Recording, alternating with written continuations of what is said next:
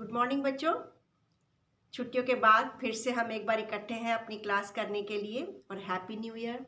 सब बच्चों को ये नया साल बहुत बहुत मुबारक हो और खूब तरक्की करो। ठीक है, हम अपना पाठ पढ़ ही रहे थे, लेसन हम पढ़ ही रहे थे निर्धनता वाला ना, निर्धनता एक चुनौती हम पढ़ ही रहे थे। उसी को हम कंटिन्यू करेंगे आज। और आज हम पढ़ेंगे निर्धनता रेखा, पावर्टी लाइन। यानी गवर्नमेंट की तरफ से एक लाइन खिंचती है कि जो उस लाइन के नीचे है और जो उस लाइन के ऊपर है, यानी एक क्राइटेरिया बनाया हुआ है कि किसी के पास अगर इतनी इनकम है तो वो निर्धनता रेखा से ऊपर, और अगर उस इनकम तक वो कोई परिवार नहीं है या कोई व्यक्ति नहीं है, उससे कम वो कमा रहा है, तो वो निर्धनता रेखा के नीचे आएगा। जैसे राशन कार्ड हमारे बनते हैं ना, बिलो पावर्टी लाइन यानी निर्धनता रेखा से नीचे वाला। फिर एक बनता है एपीएल, अबव पावर्टी लाइन, जो गरीबी रेखा से ऊपर है। इस तरीके से आज हम निर्धनता रेखा के बारे में पढ़ेंगे। निर्धनता के आकलन की एक सर्वमान्य सामान्य विधि आय और उपभोग स्तरों पर आधारित, यानी आय और जो हम इस्तेमाल करते हैं चीजें, उससे हम उसका आकलन करते हैं कि कौन समूह या कौन व्यक्ति या कौन परिवार निर्धनता में आता है, यानी निर्धनता रेखा से नीचे है, या कौन परिवार निर्धनता रेखा से ऊपर है। किसी व्यक्ति को निर्धन माना जाता है यदि उसकी आय यानी उसकी इनकम या उपभोग स्तर किसी ऐसे न्यूनतम स्तर से नीचे गिर जाए जो मूल आवश्यकताओं के लिए दिए गए समूह को पूर्ण करने के लिए आवश्यक, यानी एक फिक्स किया गया है कि अगर वो व्यक्ति उस, मान लो जैसे 3 वक्त का खाना है, और अगर कोई परिवार 3 वक्त का खाना नहीं जुटा पा रहा, उसकी नहीं इनकम है, या कोई ज़रूरी चीज़ें, स्वास्थ्य है जिससे पानी वो नहीं ले पा रहा है, ये चीज़ें नहीं अवेल कर पा रहा, तो उसको हम गरीबी रेखा के नीचे मानेंगे। मूल आवश्यकताओं को पूर्ण करने के लिए आवश्यक वस्तुएं विभिन्न कालों और विभिन्न देशों में भिन्न है। यानी हमारे देश में निर्धनता रेखा फर्क तरीके से रखी गई है, अमेरिका में फर्क तरीके से रखी गई है, अफ्रीका में फर्क तरीके से, यानी हर देश का अपना एक आकलन है। हर देश ने निर्धनता रेखा की एक क्राइटेरिया फिक्स किया हुआ है कि किस व्यक्ति को निर्धन माना जाएगा। ऐसा नहीं कि जो व्यक्ति हमारे यहाँ निर्धन है, जरूरी नहीं वो अमेरिका में भी निर्धन हो, या जो अमेरिका में निर्धन है वो हमारे यहाँ निर्धन हो, ऐसा नहीं है। ज्यादातर देखने में यह है कि जिस व्यक्ति को अमेरिका में निर्धन माना जाता है वो हमारे देश में अमीर माना जाता है उसको।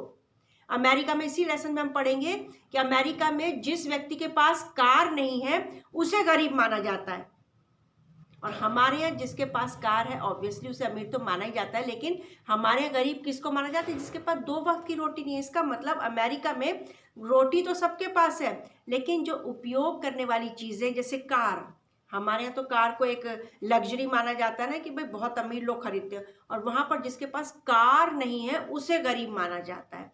तो हर देश का एक अलग फिक्स किया हुआ उन्होंने क्राइटेरिया बनाया हुआ कि किस व्यक्ति को गरीब माना जाएगा। अतः काल एवं स्थान के अनुसार निर्धनता रेखा भिन्न हो सकती है। प्रत्येक देश एक काल्पनिक रेखा का प्रयोग करता है जिसे विकास एवं उसके स्वीकृत न्यूनतम सामाजिक मानदंडों के वर्तमान स्तर के अनुरूप माना जाता है।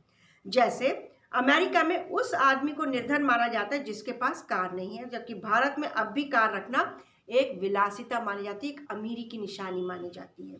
भारत में निर्धनता रेखा का निर्धारण करते समय जीवन निर्वाह के लिए, यानी भारत में किसको गरीब माना जाता है? देखो, खाद्य आवश्यकता यानी खाने की जो जरूरतें, कपड़ों, जूतों, ईंधन यानी जलाने के लिए लकड़ी वगैरह या गैस है, और प्रकाश यानी रोशनी, शैक्षिक एवं चिकित्सा संबंधी आवश्यकताओं आदि पर विचार किया जाता है। आज भी हमारे देश में इन बातों पर विचार किया जाता है कि किसके पास खाना नहीं है, किसके पास स्वास्थ्य के लिए चीज़ें नहीं है, कौन पढ़ नहीं पा रहा है, कौन 3 वक्त की रोटी नहीं खा पा रहा है, किसके पास ज़रूरत की चीज़ें नहीं है, उसको गरीब माना जाता है। इन भौतिक मात्राओं को रुपयों में उनकी कीमतों से गुणा कर दिया जाता है।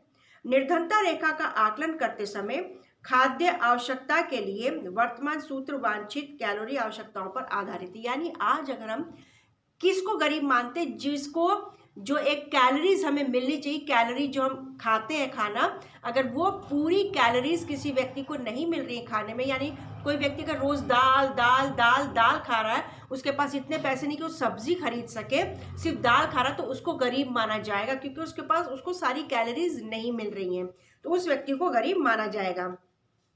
खाद्य वस्तु जैसे अनाज, दालें, सब्जियां, दूध, तेल, चीनी आदि मिलकर इस आवश्यक कैलोरी की पूर्ति करते हैं। जो व्यक्ति ये सब चीजें खा रहा है उसको गरीब नहीं माना जाएगा, और जिसको ये सब चीजें नहीं मिल रही है उसे गरीब माना जाएगा।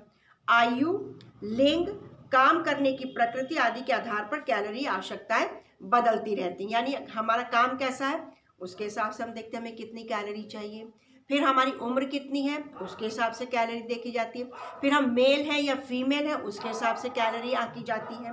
भारत में स्वीकृत कैलोरी आवश्यकता ग्रामीण क्षेत्रों में 2400 कैलोरी प्रति व्यक्ति प्रतिदिन और नगरीय क्षेत्रों में 2100 कैलोरी प्रति व्यक्ति प्रतिदिन है।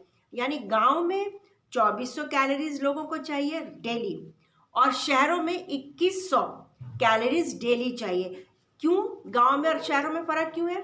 क्योंकि शहरों में ज़्यादातर लोग बैठ के काम करते हैं और गांव में ज़्यादातर लोग फिजिकल वर्क ज़्यादा है, जैसे खेतों में काम करते हैं, तो उनकी ज़्यादा कैलोरीज बर्न होती हैं, तो उनको ज़्यादा कैलोरीज चाहिए।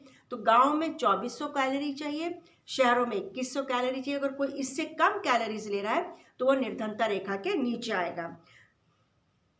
अनाज आदि के रूप में इन कैलोरी आवश्यकताओं को खरीदने के लिए प्रति व्यक्ति मौद्रिक व्यय को कीमतों में वृद्धि को ध्यान में रखते हुए समय समय पर संशोधित किया जाता है। इन परिकल्पनाओं के आधार पर वर्ष 2011-12 में किसी व्यक्ति के लिए निर्धनता रेखा का निर्धारण ग्रामीण क्षेत्रों में 816 रुपये प्रति माह और शहरी क्षेत्रों में 1000 रुपये प्रति माह किया गया था। यानी कि ये 2011-12 की बात है कि किसी भी प्रति व्यक्ति, यानी एक व्यक्ति की बात हो रही, फैमिली की बात नहीं हो रही है, कि वहां पर निर्धनता रेखा का कैसे कहता है, जो प्रति व्यक्ति 816 रुपये एक महीने से में कम कमा रहा है। यानी कोई एक व्यक्ति एक महीने में 816 रुपये से कम कमा रहा है गांव में, तो उसे निर्धन माना जाएगा। और वही शहरों में अगर कोई एक व्यक्ति 1000 रुपये से कम कमा रहा है एक महीने में, तो उसे गरीब माना जाएगा। और ये 2011-12 का आंकड़ा है, अभी आंकड़ा चेंज हो गया, ये चेंज होते रहते हैं।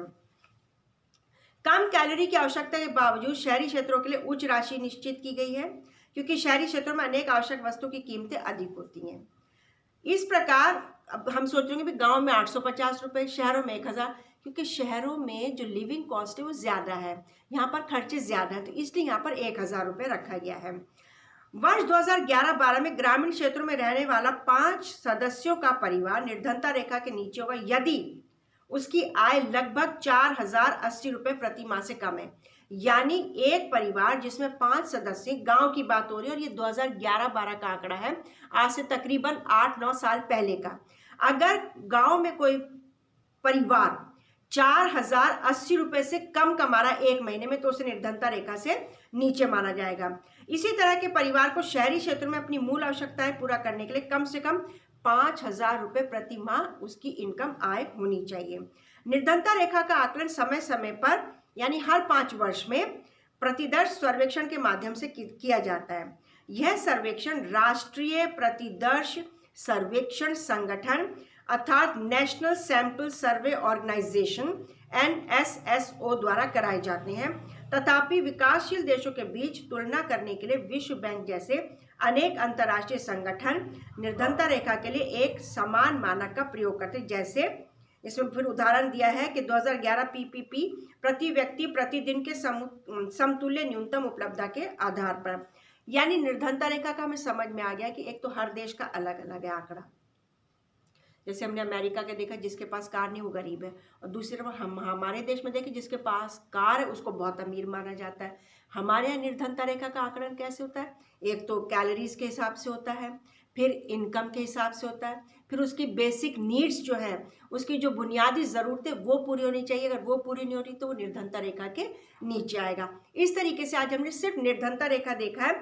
नेक्स्ट क्लास में हम देखेंगे निर्धनता के अनुमान, असुरक्षित समूह कौन से हैं वो देखेंगे कि कौन सा ऐसा समूह है जो निर्धनता रेखा के नीचे आता है ज़्यादातर।